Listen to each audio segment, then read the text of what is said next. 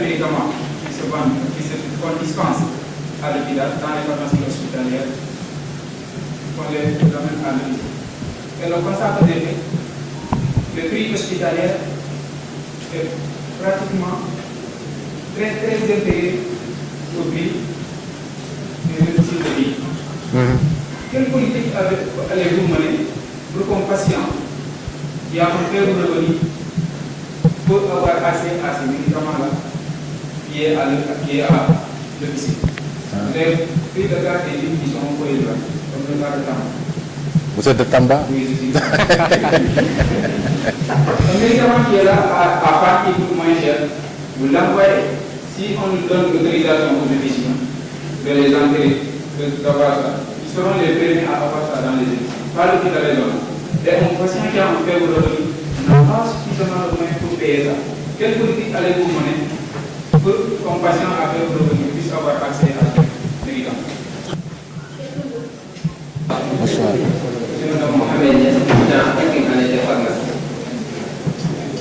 Je suis ravi d'être avec vous ce soir en tant que pharmacien ou futur pharmacien. Merci beaucoup à l'AFP d'avoir organisé cette étude. Merci également au bureau exécutif. C'est avec un réel plaisir que nous sommes là aujourd'hui à la FNPO pour des raisons personnelles ou familiales. Mais je m'adresse au président de l'ordre. Ce qui se passe dans les officines n'est pas normal. La manière dont on le traite, ce n'est pas normal. Donc on traite qui? On traite les assistants. Des stagiaires, par exemple. Okay. Tous les stagiaires. Comme on n'a pas encore fait. Jamais reçu un plan de famille.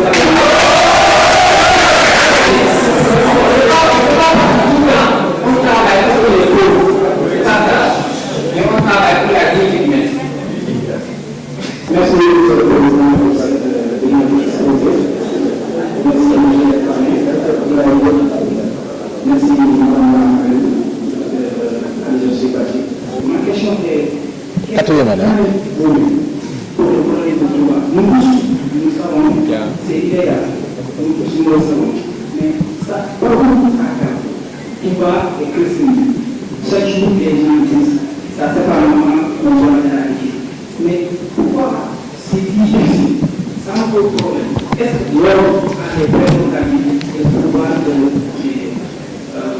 faire qu'il est là au débauché? Bonsoir, Monsieur le Président. Bon, tout à l'heure, dans votre exposé, vous avez parlé de problème du marché à main. Vous avez parlé de l'évolution de la vie et c'est ça qu'on peut confisquer. Il y a d'autres problèmes. Et il paraît que même c'est légal. Les problèmes de problème, c'est légal. Il y a l'électricité, il y a tout. Ils ont même développé la journée, il y a tout de circuit. Et il paraît que même c'est légal, quoi. Il dit que ça, ce sont des élections.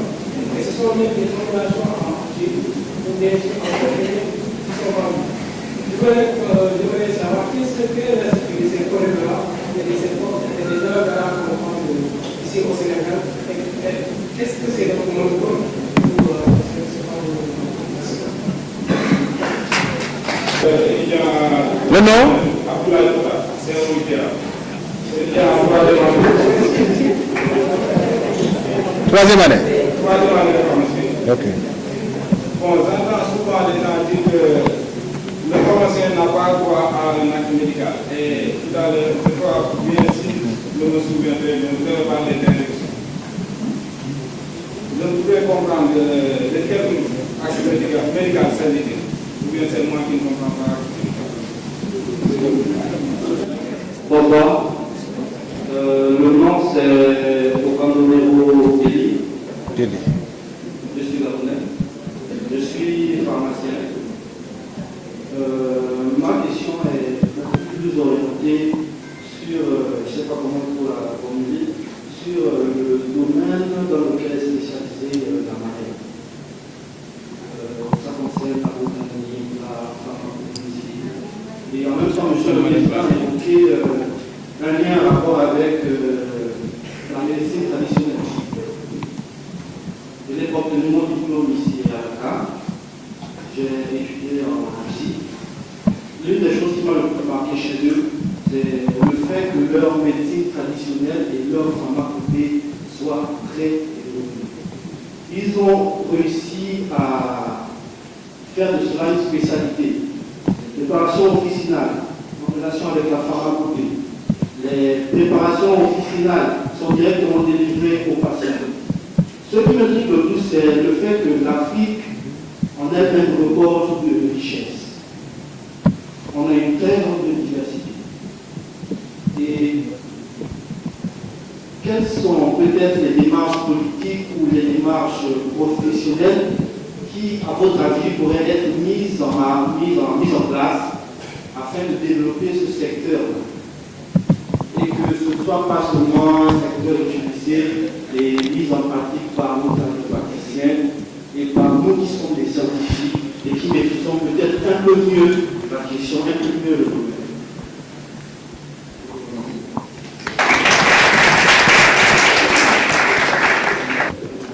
Merci beaucoup, monsieur le conférencier. Donc, il y a une partie dans votre exposé où vous parlez des obligations du pharmacien toxique et du pharmacien biologiste. Il y a une partie où vous avez dit que le pharmacien biologiste il a l'obligation de faire des analyses actuelles et concluantes. Et nous, à chaque fois, quand on fait on dit tel matériel n'est pas disponible au Sénégal, c'est très cher. Ou même s'il y a un matériel à apprendre, ensuite il y a à l'antec. Et je pense que cela aussi va encore de la qualité des analyses. Donc, est-ce qu'il y a des efforts qui sont en train d'être menés pour éradiquer cela? Merci beaucoup.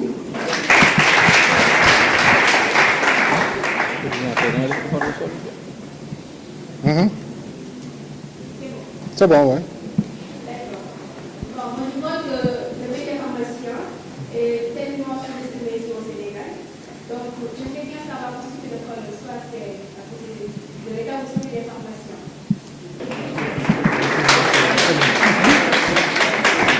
Mais vous me permettrez, avant peut-être de répondre à certaines questions, je me fais le plaisir de permettre à mes amis du Présidium de pouvoir faire part de l'appréciation et si certainement ils se trouvent interpellés par rapport à des questions ou bien ils auraient vraiment l'intention de répondre à certaines interpellations, que l'occasion leur soit donnée. Donc je m'en vais directement vers ma gauche pour faire honneur à notre professeur, professeur Tchatcha.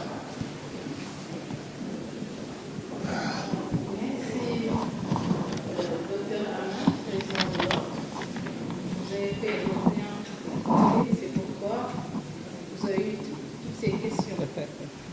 Parce que votre exposé, c'est-à-dire, est d'une importance capitale. Merci beaucoup. En ce qui me concerne, moi, c'est surtout par rapport à l'étudiant japonais. Ici au Sénégal, nous n'avons pas encore de politique sur la médecine traditionnelle. Il y a un projet de loi donc, qui est en cours. Donc, ce qui fait que nous, en tant que, par exemple, universitaires, on fait de la recherche sur les plantes médicinales. On ne peut pas agir parce qu'on n'a pas encore ce projet de loi. C'est en cours. Et puis, par rapport à la pharmacopée, nous n'avons pas de pharmacopée en tant que telle. Il y a le Keraro qui est là, et ça fait des années, depuis les années 1973. La pharmacopée de l'Afrique de l'Ouest est sortie vers les années 2012, et jusqu'à présent au Sénégal, on n'a pas encore fait la vulgarisation. Donc il y a une volonté politique, vraiment. L'État doit accompagner surtout les chercheurs, parce que chaque fois quand on parle de médecine traditionnelle, on dit qu'il y a des problèmes, parce qu'il y a des problèmes de dosage qui s'effectuent. Donc il y a certaines molécules dont on ne doit pas associer. Des fois on te dit tu prends telle plante, tu l'associes avec telle. Il peut y avoir des interactions médicamenteuses, parce que ce sont des molécules qui s'associent. Et maintenant, si par exemple, il y avait cette volonté politique et qu'on ait notre projet de loi sur la médecine traditionnelle, essayer de, je ne sais pas, d'aller l'ordre des pharmaciens, c'est-à-dire qui font de la recherche sur les plantes médicinales, en plus des tradithérapeutes avertis. Je crois que en ce moment, on pourra quand même avoir des médicaments sûrs qu'on peut mettre sur place. Et actuellement, on parle de moringa, par exemple, est utilisé partout dans le monde. Quand je parle de moringa, c'est le nebedaï, qu'on appelle ici moum, par allusion, c'est-à-dire au plat, parce que c'est pas le moum, c'est sapsa, mais on l'appelle moum, par allusion au plat. On prend le moringa pour faire du moum avec. Maintenant, au lieu de dire sapsa, on dit moum. D'accord? C'est utilisé partout.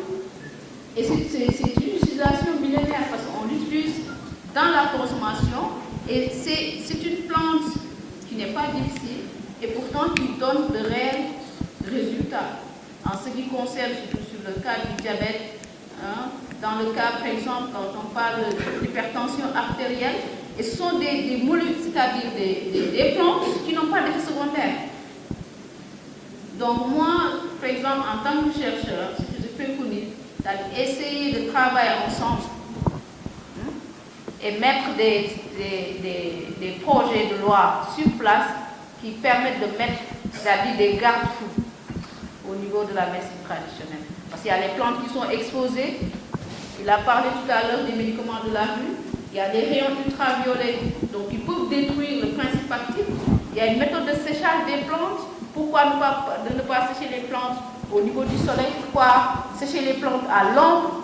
Donc il y a des critères que les gens doivent respecter pour pouvoir, c'est-à-dire disposer d'un médicament sûr, sans toxicité, c'est-à-dire d'un médicament qu'on peut utiliser sans problème de santé. Merci, monsieur le ministre. Merci, professeur. Je pense que c'est bien entendu. Donc, je donne la parole à Dr. Abdoulaye, l'autre parrain, qui est un membre du Conseil national également. Ça vraiment, je pense que ça a été précisé sur son CV. Je pense que la profession doit beaucoup à ces pharmaciens qui ne cessent de se sacrifier pour être au service d'une profession. Je pense qu'il mérite d'être ovationné.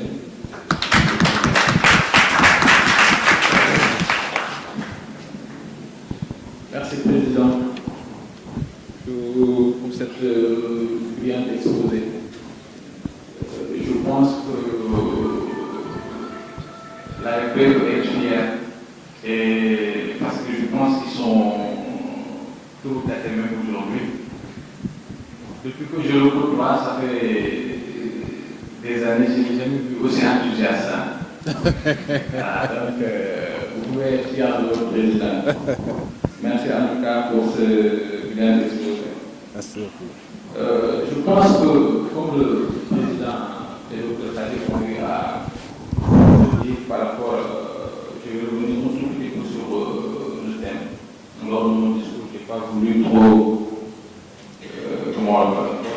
Tu es attardé. Voilà. C'est un thème en fait qui est d'actualité, qui revient tout le temps. Je me rappelle à notre époque, à Abidjan, on a organisé lors des assises de la FSO. C'est un thème qu'on avait développé récemment aussi, le président Awaga l'a développé. Donc, c'est un thème très important qui revient très souvent. Parce qu'en fait, moi je pense qu'aujourd'hui, je ne parle même pas des professionnels, mais en tant qu'étudiant, vous devez être au fait des enjeux de la profession. Parce qu'en fait, moi le thème, je le vois même enjeu, défis et perspectives. Parce qu'en fait, il faudra d'abord comprendre les enjeux, se projeter, ensuite se fixer des défis pour pouvoir arriver à les atteindre. Donc, c'est même capital, je dis, même vital pour la profession. Aujourd'hui, président l'a dit tout à l'heure, il y a un enjeu sur le monopole qu'il faudra beaucoup sauvegarder. Et cet enjeu-là va en directe ligne avec le défi de l'insertion. Parce qu'en fait, aujourd'hui, si notre monopole reste intact, dans le secteur de l'officine, rien qu'à Touba, il peut résorber combien de jeunes pharmaciens si le monopole était intact. Donc, ça va de pair.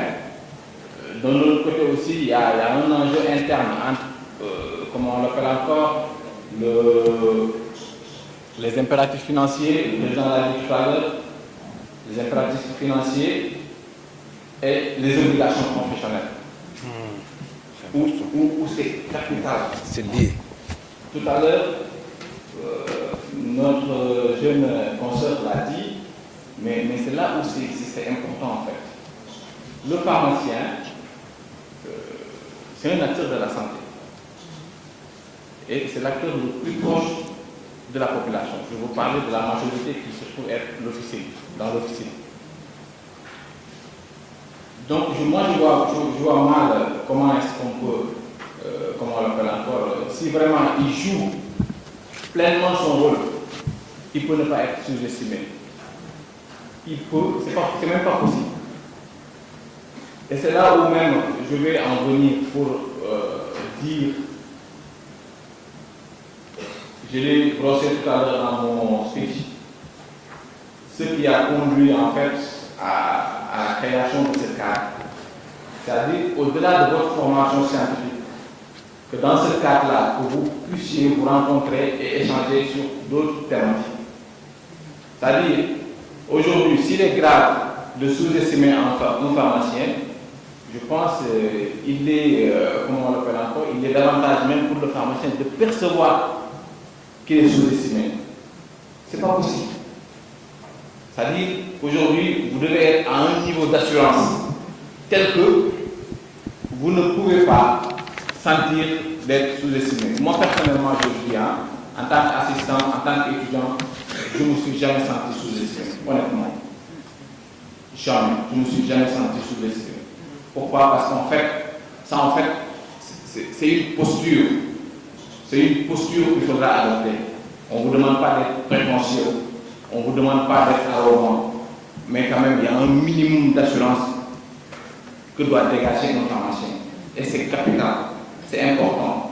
Je ne vous parle même pas de pharmacie, mais dans la vie où nous sommes présentement, dans ce monde où nous vivons, vous montrez des signes de faiblesse, on vous bouffe. On vous bouffe. Donc, moi, je vous invite davantage dans vos activités à y insérer des activités de ce genre, c'est-à-dire des formations sur le développement personnel, des formations sur la communication, en prise de parole, technique d'expression, des formations en management. C'est hyper important aujourd'hui et c'est capital. Cela vous éviterait de sortir et, comment on l'appelle encore, et de courber et, comment on l'appelle encore, la tête. C'est ce qu'il ne faut pas faire, c'est ce qu'il faut éviter du tout. Donc vraiment, j'aimerais quand même vous inviter à davantage, beaucoup plus d'implication dans la formation au sein de l'AFP.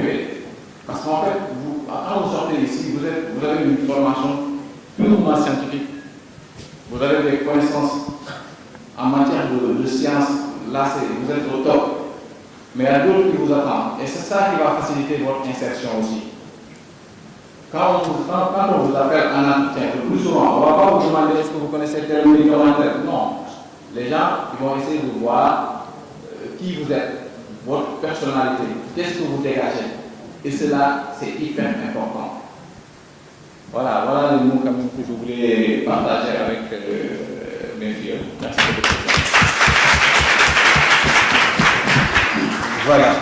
Donc, je pense que je suis au dernier virage de l'intervention. Après, je vais donner la parole à votre président. Vous comprenez sans doute que nous faisons face à des contraintes. Moi, je ne suis pas un pharmacien qui est établi à Dakar. Je vis à Diourbel. Je suis à 140 km. Vous comprenez aujourd'hui les charges qui pèsent sur moi, les contraintes auxquelles je fais face pour être au service de cette profession. Depuis lundi, j'ai quitté chez moi pour faire 4 jours d'atelier sur la révision des textes. Et je reviens ici 2 jours. Ce qui m'a le plus poussé à rester à Dakar jusqu'à aujourd'hui, c'est à cause de votre conférence. Je vais rentrer de plaisir.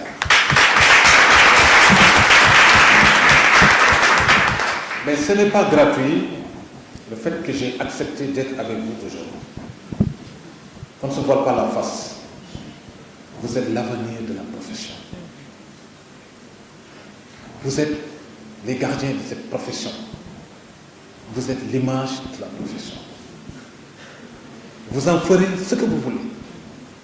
Si aujourd'hui vous acceptez, ou bien vous acceptez d'être vu autre que ce que vous reflétez en termes de personnalité, en termes d'envergure, en termes de dépositaire de l'acte pharmaceutique, parce que vous devez pouvoir, aujourd'hui, à tout moment et à n'importe quelle circonstance, prouver que personne ne peut agir à votre place par rapport à la gestion de l'acte pharmaceutique. Cela est fondamental. Et ça, je pense que ce sont des actions de ce genre qui vont vous permettre de vous réhabiliter. Ce sont ces actions qui vous permettent d'appréhender l'avenir de cette profession. Parce que non, j'étais dans les mêmes situations que vous. J'étais là, assis, me cherchant, pensant que demain, est-ce que j'allais devenir pharmacien? Je m'installe, je nourris une ambition. Je dis non, il faut que je participe à l'essor du développement de cette profession-là. Je m'investis, je me sacrifie. Personne d'autre ne le fera à notre place. Et je pense que si aujourd'hui, cette crainte ne se dégage pas de chez vous, personne ne le fera à votre place. Et comme il l'a dit, la nature a horreur du vide. Donc, vraiment, je ne peux manquer de vous féliciter pour avoir pris l'initiative de vous organiser de cette façon, de vous interroger, de vous interpeller par rapport à ce que l'avenir vous réserve dans le cadre du déploiement de cette profession. Ça, c'est fondamental. Donc, pour répondre à certaines questions, ça c'est en guise de prélude à certaines questions qui sont soulevées. Vous savez, Fatih Keïta, qui pose le problème des prix du médicament, accès aux médicaments. Je pense que c'est ça. Oui, Ablaye? Voilà, merci beaucoup. Vous savez, le pharmacien est investi d'une mission de santé publique. Si un protocole se dégage entre le secteur public et le secteur privé, les pharmaciens n'ont pas pour ambition de chercher de la plus-value ou bien des intérêts par rapport à la mise à disponibilité de ces médicaments. C'est des gens qui vont s'aligner au même titre que ce qui se fait au niveau des structures sanitaires. Il n'y aura pas de disparité.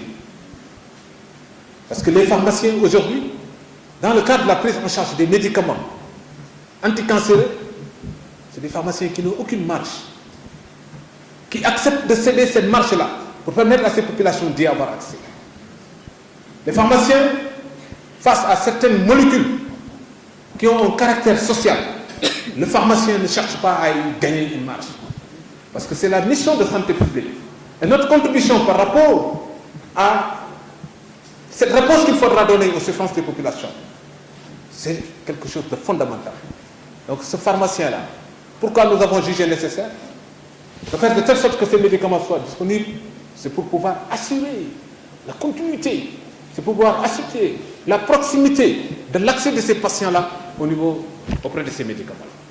Parce que la couverture pharmaceutique officinale n'a d'égal à aucune autre activité de la profession, de la dimension médicale, de la dimension sanitaire. Aujourd'hui, 1400 pharmaciens établis sur l'ensemble du territoire. Je pense qu'il y a lieu de faire de telle sorte que ces derniers puissent jouer leur partition comme il se doit. Donc, mon cher frère, mon cher confrère, ne vous faites pas de soucis. Nous sommes en train de l'encadrer et de faire de telle sorte que ce qui se fait au niveau du secteur public, et c'est ça qui est réel, par rapport aux médicaments essentiels, vous les prenez au niveau des officines au même titre qu'au niveau des structures sanitaires. Ce dont nous déplorons, c'est aujourd'hui des structures sanitaires qui défient même les prix des structures officinales. Vous allez dans une structure sanitaire, des prix de médicaments qui flambent, contrairement à l'homologation qui est reconnue et qui oblige les pharmaciens à les respecter. D'où la nécessité aujourd'hui de faire de telle sorte que les pharmaciens soient présents partout. Il sera question véritablement de circulation du médicament. Le pharmacien est le seul habilité à gérer le médicament et il n'y a pas de raison à ce que ces structures-là soient gérées par des non-professionnels. C'est une des revendications fondamentales et il va falloir donc corriger ce manquement. Alors, le problème des stages officinaux. Écoutez, chers étudiants, il faut que vous compreniez ce qui vous préoccupe. Attendez. Non, mais attendez. Non. Vous savez, moi j'essaie d'être légaliste. Il me connaît. Si je me devais de le défendre, j'ai été étudiant comme vous. Mais de faire mettre ouais. Vous voulez dire conférence, ouais. Vous êtes en train de détourner, et c'est ça le problème de la profession. Aujourd'hui, il n'y a pas d'exploitation. La délivrance de ce certificat de stage, c'est ça qui vous donne le ticket d'inscription à l'année supérieure. C'est ça qui vous garantit l'imprégnation de ce secteur. C'est ça qui vous donne la possibilité d'entrer en contact avec ces médicaments. Bien évidemment, aujourd'hui, cela dépend de l'appréciation du pharmacien. Il y a des pharmaciens qui n'agissent pas comme ça. Mais vous ne pouvez pas faire une revendication de droit. Ça répond aux mêmes exigences de l'inscription et des conditions qui vous garantissent la formation au niveau de l'université. Personne ne peut exiger. D'ailleurs, vous devez un sentiment de reconnaissance à ces pharmaciens qui vous reçoivent. Ainsi, soyons sincères. Et vous vous en rendrez compte demain, quand vous serez en exercice. Vous ne comprenez pas les contraintes auxquelles fait face le pharmacien. Vous ne comprenez pas les charges auxquelles. Vous ne comprenez pas. Mais au moins, vous avez eu la chance. Moi, quand j'étais en stage de 2e année, même en stage de 5e année, je te dis que j'avais des problèmes pour avoir le billet qui devrait me permettre de retourner ici à Dakar. Le billet. Mais ça ne m'a pas empêché, ça ne m'a pas empêché d'en arriver à mes objectifs. Cela, ce n'est qu'un aspect. Ne vous préoccupez pas de cela. Concentrez-vous davantage sur vos objectifs. Le pourquoi de ce stage, ce qu'il va vous procurer et ce qu'il va vous permettre aujourd'hui, demain, de faire, c'est vous plonger dans votre responsabilité en tant que dépositaire, que ce soit au niveau des pharmaciens qui sont au niveau des structures hospitalières et qui sont en stage. Auprès de qui ils vont demander une rémunération? Je vous demande. Auprès de qui? Répondez-moi. Je suis très contente aujourd'hui de ma présence ici. Et ce que je vous dis tout le temps en classe, ce n'est pas seulement en salle de cours, c'est-à-dire c'est de toujours vous démarquer. Ne pas rester seulement avec les cours, parce que maintenant il y a l'Internet, il y a des livres. Hein? Donc il faut bouquiner, comme on dit.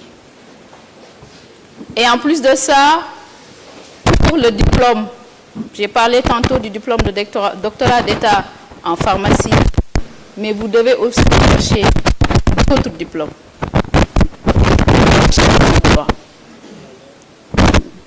Pour ne pas rester seulement à l'officine, mais essayer d'exploiter votre pluridisciplinarité, parce qu'il y a énormément maintenant de masters au niveau de la faculté. Et j'étais très honorée aujourd'hui, et je vous dis merci, encore merci, et je ne cesserai de vous remercier. Je ne vais pas dire cher filleul, mais chers frères et sœurs, fils et filles. Merci beaucoup. Merci. Donc, à la suite de Mme Badji, je vais donner au Dr Abdoulaye Diop de vous faire part de ses impressions par rapport à cette soirée qui nous réunit aujourd'hui. Merci beaucoup, Président. Je remercie encore mes remerciements appuyés à l'endroit de M. le Président de l'AEP, ainsi que toute son équipe, pour m'avoir permis encore de passer cette excellente soirée avec vous. C'est toujours un grand plaisir et beaucoup d'émotions de revenir à la fac. Je ne sais pas, mais en fait c'est toujours un grand plaisir et une grande fierté qui nous anime à chaque fois que nous revenons dans cet espace. Tout à l'heure, en entrant, le président l'a dit, quand il a vu les tableaux d'affichage et autres, automatiquement nous nous sommes rappelés des examens, des affichages, des résultats, ainsi de suite. Voilà, c'est pour vous dire la joie et l'émotion qui nous animent aujourd'hui. Je reviens encore vous manifester toute ma fierté quand je vois par exemple le niveau auquel l'AEP s'est hissée. Parce qu'en fait, il y a 13 ans, nous ne l'avons pas laissé ici. Donc je tiens quand même à vous féliciter et à vous remercier et vous dire que vous êtes sur la bonne voie. Continuez ainsi. Tout à l'heure, la marraine l'a dit, il n'y a pas de date de péremption sur un diplôme. Moi, je vous dis que la connaissance n'est jamais perdue. Donc, continuez. Que ce que vous allez avoir en tant qu'expérience dans les mouvements associatifs, ce que vous allez avoir, comme on l'appelle encore, en tant que diplôme, des attestations en participant à des congrès et autres, vous n'allez jamais le perdre. C'est toujours de l'expérience et important. Donc, sur ce, je vous remercie encore une dernière fois et je retourne la parole au président. Merci beaucoup. Voilà, je pense que, à l'instar de mes prédécesseurs, je vous prie vraiment de recevoir les sentiments de reconnaissance, de gratitude. En tout cas, la profession vous en remercie et vous manifeste toute sa volonté de vous accompagner et de faire de telle sorte qu'aujourd'hui, vous puissiez quand même percevoir l'avenir qui se dessine pour vous. En tout cas, à travers cet acte, je viens d'être édifié par rapport à la vision des jeunes pharmaciens qui semblent être préoccupés par le devenir qu'ils veulent nous donner à leur profession. Je pense que c'est toute une profession qui vous félicite et qui se montre tout à fait engagée à vos côtés. Je pense qu'aujourd'hui, la profession pharmaceutique se félicite vraiment de cette qualité de pharmacien en herbe. Cette profession se félicite de ce dynamisme qui fait preuve d'une solidarité, qui fait preuve d'un partage d'expérience et qui migre vers l'excellence. Je pense qu'il n'y a pas que ces mots qui puissent compter, parce que la pharmacie de demain, ce sera vous. Ne vous laissez pas distraire, ne vous laissez pas impressionner, ne vous laissez pas emporter. Concentrez-vous davantage sur le rôle et ce qui vous attend pour pouvoir aujourd'hui servir votre nation et être à la disposition de ces populations.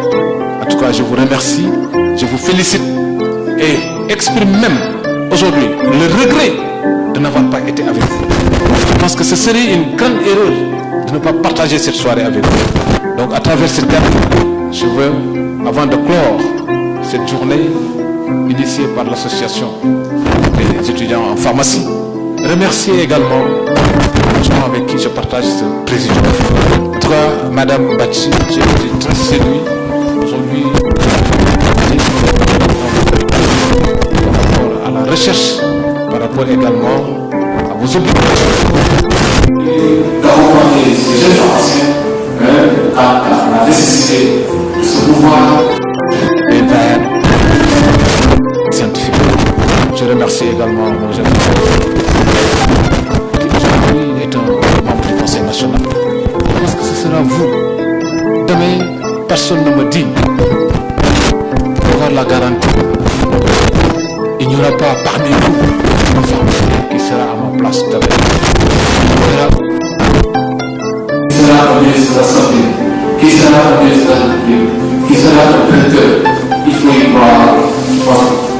C'est pas un rôle général de rôle. Je termine pour vous dire que le pharmacien, voilà, ensemble, plus de son nous pouvons lever nos défis. Je déclare.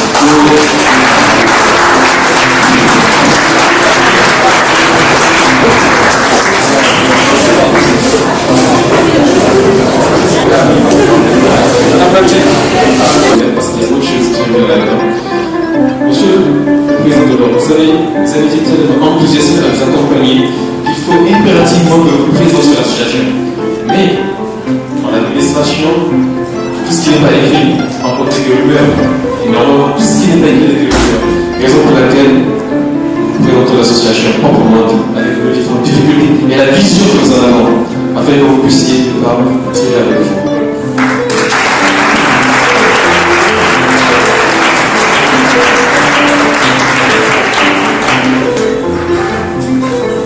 Mais bon, il y a parmi vous, certainement, je dirais des enfants. Je sais que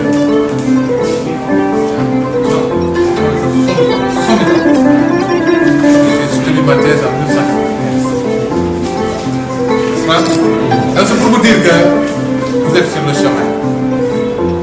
Que rien ne vous arrête. Continuez à y croire. Vous aurez donné les meilleurs dans la profession. On est très dans la règle. Mais ce n'est pas tout. Ce n'est pas tout. Non, non, s'il vous plaît, monsieur le Président, vous savez.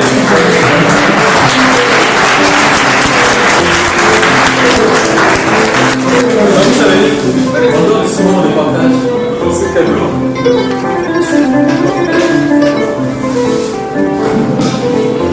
alors, en dehors de ce moment de partage, ce premier cadeau en bleu, dont je suis sûr que l'Assemblée est impatiente de voir de quoi il s'agit, constituera le deuxième et principal lien que vous aurez avec nous. S'il vous plaît. Je peux l'ouvrir? Dans certaines officines de pharmacie de certains autres pays, effectivement, le miel médicalisé est l'objet de niveau de commercialisation extraordinaire. Parce qu'il va falloir marquer votre empreinte à ce niveau, montrer que nous avons les possibilités d'exploiter notre flore et notre faune. On a donc manifesté son engagement pour nous accompagner dans ce processus, que effectivement ce produit puisse être vulgarisé et connu. Merci.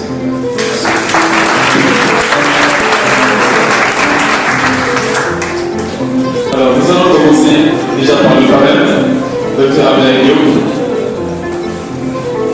Il est temps que la carotte Thierry stipule ou demande si nous puissions commencer les dames. Mais comme la carotte au féminin, nous allons commencer par les hommes. C'est pas parce que je suis un président, non. Bon, apparemment c'est le président qui vient au milieu. Alors, monsieur le président,